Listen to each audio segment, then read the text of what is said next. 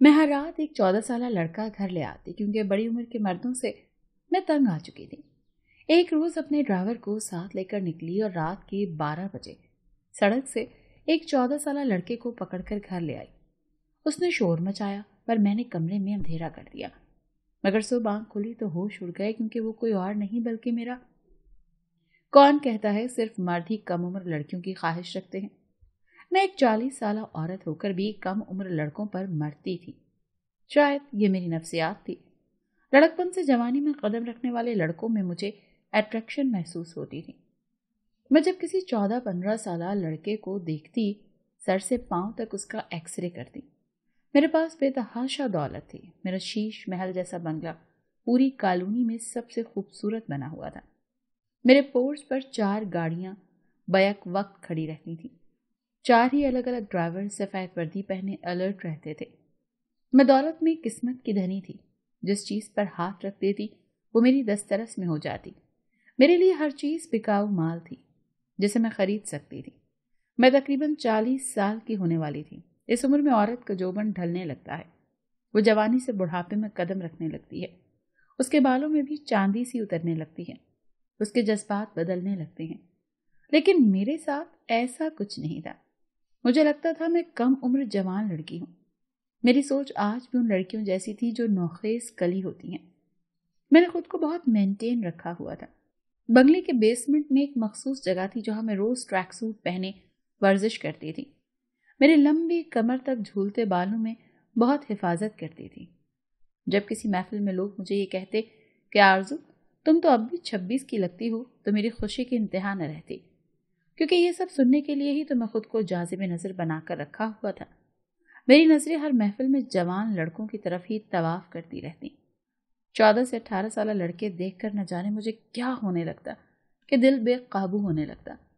शायद दिल में कोई कसक थी जो बार बार अपना सर उठाने की कोशिश करती थी। जब कोई 20-22 साल नौजवान मुझे देखकर डांस फ्लोर पर कपल डांस करने की ऑफर करता तो मेरे दिल में लड्डू फूटने लगते। अपने सिल्की साड़ी पहने मैं उस नौजवान के साथ बड़ी बेबाकी से डांस स्टेप करने लगती। मुझे उस वक्त ये लगता कि मैं वाकई एक 18 साल दोशीज़ा बन चुकी। आज भी मैं डांस फ्लोर पर एक नौजवान जिसकी उम्र 20 साल थी उसके साथ डांस कर रही थी। उसकी आंखों में देखते हुए मैं अपने होश व हवास खोने वही वाली थी कि एकदम से मुझे लगा कि उस हैंडसम बॉय के हेजल ग्रीन रंग की आंखों की रंगत बदलने लगी है। मुझे अब वो आंखें स्याह रंग में बदलती हुई महसूस होने लगी। उनसे आंखों में जिन आंखों से मुझे हमेशा खौफ आता था, मुझे लगा वो आंखें गुस्से और नफरत से देख रही हैं। मेरा सांस तेजी से चलने लगा था। मुझे उस नौजवान का चेहरा आहिस्ता आहिस्ता झुर्रियों में तब्दील होता हुआ महसूस होने लगा। मुझे लगा वो 20 साल नौजवान 80 साल बुढ़े में बदल चुका है। उसके मेरे कांधे पर रखे हाथ इस कदर झुर्रियों से भर चुके थे कि शायद हाथ की उभरती नसें साफ दिखाई देने लगी हों। ये देखकर मुझे उस नौजवान से वहशत सी होने लगी थी। फिर मुझे लगा वो स्याह आंखों की सफेदी गुस्से से सुर्ख होने लगी है और फिर मुझे लगा उन आंखों से खून बहने लगा है। यकदम मैंने खुद को उस नौजवान की गिरफ्त से आज़ाद करवाया और उसे दूर धकेल दिया। वो नौजवान मुझे हक्का बक्का देखने लगा, लेकिन मेरा तनफ्फुस बुरी तरह से बिगड़ चुका था। मैं बदहवासी से लंबे लंबे सांस भरने लगी थी। मुझे लग रहा था तेज म्यूजिक बंद हो चुका हो, वहां पर नोहों की आवाजें गूंजने लगी हों, मातम शुरू हो चुका हो। मैंने अपने दोनों हाथों की उंगलियां अपने कानों में ठूंस ली। मैं नहीं जानती थी कि मुझ पर हेजियानी सी क्यों छाने लगी थी। मैं अपने आप से बेगाना होने लगी थी, चिल्लाने लगी थी, कहने लगी थी कि बंद करो इन आवाज़ों को वरना मेरा दम घुट जाएगा, मैं मर जाऊंगी। मुझे सचमुच ये लग रहा था कि मेरा सांस रुकने लगा है। म्यूजिक बंद हो चुका था। महफिल में मौजूद सब लोगों की नजरें मुझ पर थीं। मैं वहीं घुटनों के बल बैठकर फूट फूट कर रोने लगी थी। सब लोग मुझे हैरत से देख रहे थे। एक औरत मेरे पास आई और मुझे कांधे पर हाथ रखकर पूछने लगी कि मैं रो क्यों रही हूँ। मैं उसके पूछने पर अपने ट्रांस से बाहर आई। मैंने चारों तरफ देखा तो सब मुझे ही सवालिया नजरों से देख रहे थे कि ये रो क्यों रही है। मेरे पास न किसी की नजरों का कोई जवाब था और ना ही किसी के सवालों का। मैं वहां से उठकर बाहर निकल आई। घर आकर खुद को कमरे में बंद कर लिया। मेरे अंदर की कैफियत कुछ अजीब सी होने लगी। मैं अपने ड्राइवर से कहा कि मुझे एक कम उम्र लड़का चाहिए, जितना जल्दी हो सके उसी वक्त मुझे लड़का ला कर दो। मेरा तनफ़ुस मेरे इख्तियार में ना था। 1 घंटे बाद एक कम उम्र लड़का मेरे कमरे में मौजूद था। न जाने मेरा ड्राइवर उसे कहाँ से उठा कर लाया था, लेकिन वो बहुत खौफसदा सा लग रहा था, डरा सहमा सा, और उसकी आंखों में खौफ देखकर मुझे मजा आने लगा था। कच्ची उम्र के लड़के भी लड़कियों की तरह होते हैं, डरे, सहमे, खौफसदा। इस वक्त मेरी आंखों में भी वही हवस थी जो किसी बेज़मीर मर्द की आंखों में लड़कियों को देखकर होती है। औरत अगर अपनी दरिंदगी पर उतर आए तो 10 मर्दों को भी पीछे छोड़ जाती है। मैं भी इंसान से ऐसी ही जल्लाद औरत बन चुकी थी। सुबह जब मैं कमरे से बाहर निकली तो मैंने कहा, इस लड़के को हॉस्पिटल ले जाओ, इसकी हालत ठीक नहीं है, इसका इलाज करवाओ और चंद लाख इसके हाथ में रखो और चलता फिरता करो इसे। ये मेरा हर बार का जुमला होता था। जब भी मुझे मेरा माजी याद आता, मैं इंसान से जानवर बन जाती थी, और फिर मेरे अताब का निशाना हमेशा एक 14-15 साल का कमसिन लड़का ही बनता था। दिन के वक्त मैं बिल्कुल आम सी औरत होती थी। मेरा रवैया अपने मुलाजिमीन से बहुत नर्म खू था। मुझे देखकर कोई ये नहीं कह सकता था कि मैं कभी रातों को वहशी जानवर से भी बदतर बन जाती हूँ। लेकिन कभी कभी मैं ये भी सोचती थी कि हम हमेशा तस्वीर का एक ही रुख देखते हैं। कोई शख्स गुनहगार है, बुरा है, मुजरिम है, तो जरूर उसके पीछे कोई न कोई मजबूत जवाब जरूर होता है। औरत अगर सिन्फ नाजुक से जानवर बन जाती है तो जरूर उसके पीछे भी कोई ऐसी ठोस वजह होगी। मैंने कॉफी का कप लबों पर लगाया और आंखें बंद कर ली। मेरे जहन के पर्दे पर फिर से काली आंखें मुझे घूरती हुई नजर आने लगी। वही खून खार काली आंखें। मेरी सांस फिर से उखड़ने लगी। इससे पहले कि मेरी कैफियत बदलती, मुझे अपने अकब से आवाज आई, बेगम साहिबा जी, वो लड़का तो हॉस्पिटल पहुंचने से पहले ही दम तोड़ गया। अब उस बच्चे की लाश का क्या करूं? ये सुनकर पहले तो मेरा दिल धक से रह गया। मुझे गुज़िश्ता रात याद आने लगी। वो कैसे रो रहा था, मेरी मिन्नत समाजत कर रहा था, लेकिन मुझ पर तो जैसे कोई जुनून सवार था। शायद मैं खुद पर होने वाले जुल्म का बदला उस लड़के से ले रही थी। वो कमजोर आसाब का मालिक निकला, इसीलिए मर गया। मैं शायद मौत मांगने पर भी मौत को पा नहीं सकी थी। मैंने कहा, रात के अंधेरे में नहर में फेंक देना। मैं चाहकर भी अपना लहजा सख्त नहीं कर पाई।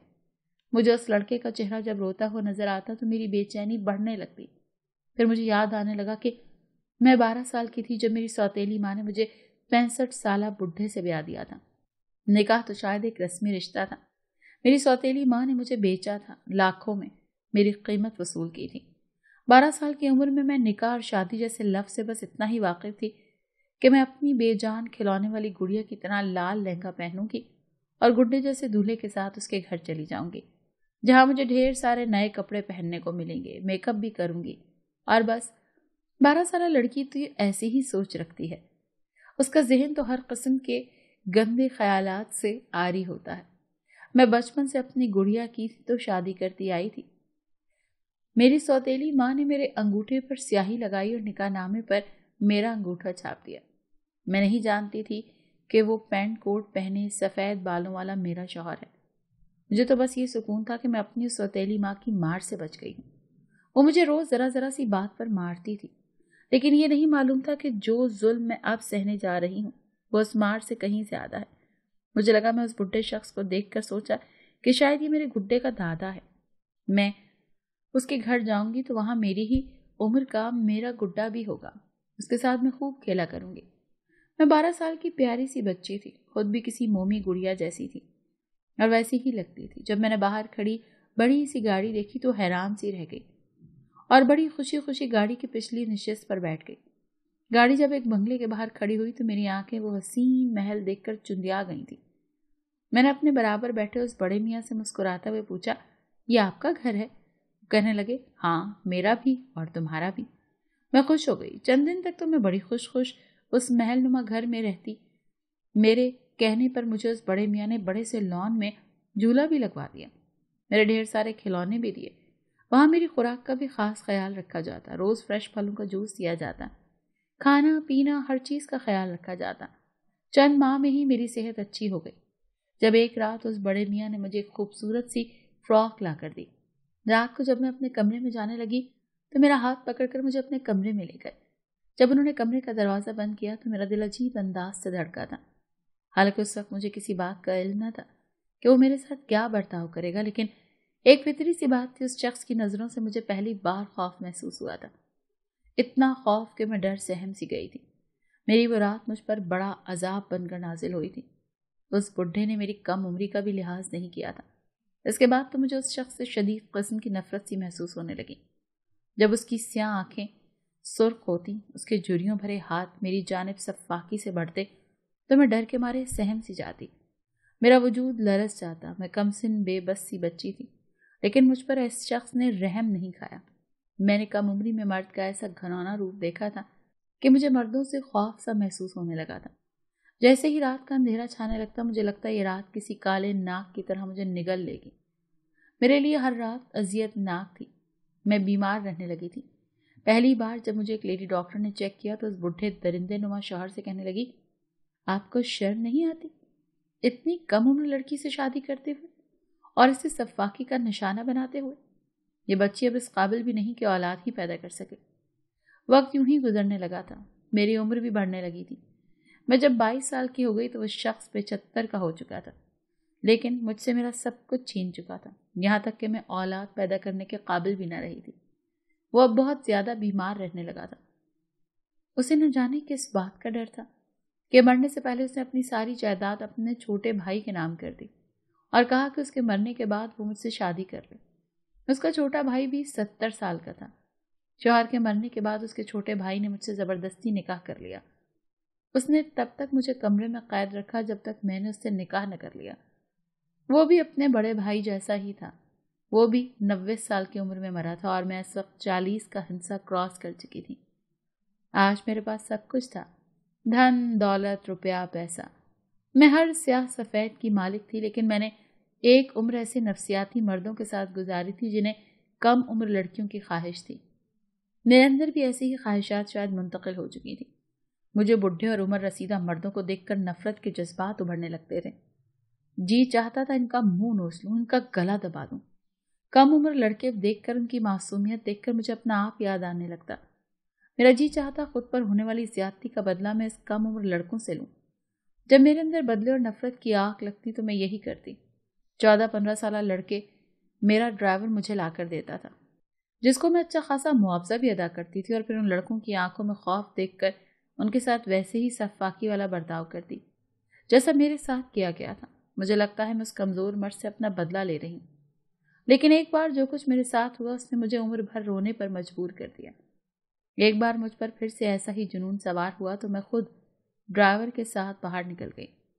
مجھے ایک اندھیری سڑک پر ایک 14 سالہ لڑکا جاتا ہوا نظر آیا، جو یقیناً رات کو یا تو کسی کی جیب کاٹنے نکلا تھا یا پھر کہیں سے اپنی روٹی روزی کا بندوبست کرنے نکلا تھا۔ میں نے ڈرائیور سے کہا کہ اس پر کالی چادر ڈال کر گاڑی میں بٹھاؤ۔ ڈرائیور نے حکم کی تکمیل کی اور اسے گاڑی میں بٹھا دیا۔ اس چادر میں کلوروفارم پھینکا گیا تھا۔ وہ لڑکا وقتی طور پر بے ہوش ہو گیا۔ جب اسے میرے کمرے میں لایا گیا تو میں اپنے جنون کی آخری حد پر تھی۔ میں نے کمرے کی لائٹ بند کی اور اس بچے کے ہوش میں آنے کا بھی انتظار نہیں کیا اور اپنا من راضی کرتی رہی، لیکن جب صبح کی روشنی میں اس کا چہرہ دیکھا تو میرے ہوش اڑ گئے۔ وہ میری دوست نوشابہ کا بیٹا تھا۔ مجھے یاد آنے لگا کہ جب بھی اپنی دوست کے گھر جاتی تو کئی ایک بار میری اس سے ملاقات ہو چکی تھی۔ رامس میری دوست کا بیٹا تھا، جس کی عمر ابھی 14-15 برس کی ہی تھی۔ میں اسے سگی ماں سے بڑھ کر پیار کرتی تھی۔ کبھی مجھے آنی کہتا، کبھی ماں۔ میرے پاس رشتے تھے ہی کب، میں اکیلی ہی تھی، نہ ماں باپ نہ ہی کوئی سگا بہن بھائی۔ وہ میری دوست تھی، میری سگی بہنوں جیسی تھی۔ یہ میں نے کیا کر دیا تھا؟ یہ مجھ سے کیا ہو گیا تھا؟ اس سے پہلے کہ وہ ہوش میں آتا میں نے جلدی سے ڈرائیور کے ساتھ اسے ایک ہاسپٹل بھجوا دیا اور کہا وہ ہاسپٹل والوں سے کہے کہ وہ اسے سڑک کے کنارے ایسی حالت میں ملا تھا۔ ڈرائیور نے اسے ایسا ہی کیا اور مجھے بے چینی لاحق ہو گئی تھی۔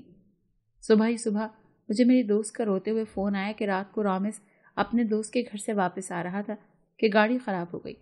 ڈرائیور اسے گاڑی میں ہی چھوڑ کر میکینک ڈھونڈنے چلا گیا۔ نہ جانے کس نے میرے بچے کا اتنا برا اثر کیا ہے اور کون اسے اس حالت میں سڑک پر پھینک کر چلا گیا۔ وہ زاروں قطار رو رہی تھی، اس کی جان ابھی بھی خطرے میں تھی۔ وہ مر گیا تو میں بھی مر جاؤں گی، وہ تڑپ رہی تھی، رو رہی تھی، اور میرا یہ حال تھا کہ کاٹو تو لہو نہ نکلے۔ میری دوست اس شخص کو بددعائیں دینے لگی جس نے اس کے بیٹے کے ساتھ یہ سب ظلم کیا تھا، اور میرا یہ حال تھا کہ میں 2 لفظ ہمدردی کے بھی اس سے نہیں بول سکی۔ وہ بچہ بھی مر چکا تھا اور میں پھوٹ پھوٹ کر اس کی قبر پر رو رہی تھی، اس سے معافیاں مانگ رہی تھی، لیکن مجھے معاف کرنے والا تو قبر میں گہری نیند سو چکا تھا۔ میں بہت سے معصوم بچوں کی قاتلہ تھی۔ جب ضمیر کے بوجھ نے جھنجھوڑنا شروع کیا تو میں راتوں کو اٹھ کر اپنا سر دیواروں میں مارتی، कभी वॉल्यूम 5 और कभी वॉल्यूम 10 के पूरे पूरे पत्ते खा जाती और फिर एक रोज अपने ज़मीर के हाथों मजबूर होकर मैंने खुद को पुलिस के हवाले कर दिया। अपने सारे गुनाहों का एतराफ़ भी कर लिया। अगर मेरे साथ जुल्म हुआ था तो मैंने भी तो अच्छा नहीं किया था, मगर शायद कुदरत अभी मुझे माफ़ करने को तैयार ना थी। जेल वालों ने मेरी हालत देखते हुए मेरी सज़ा में कमी कर दी। कुछ माह बाद मुझे जेल से मेंटल हॉस्पिटल भेज दिया गया और आज मैं उसी अस्पताल में अपना आखिरी वक्त गुजार रही हूँ। शायद कि मरने से पहले मेरी माफ़ी कबूल हो जाए।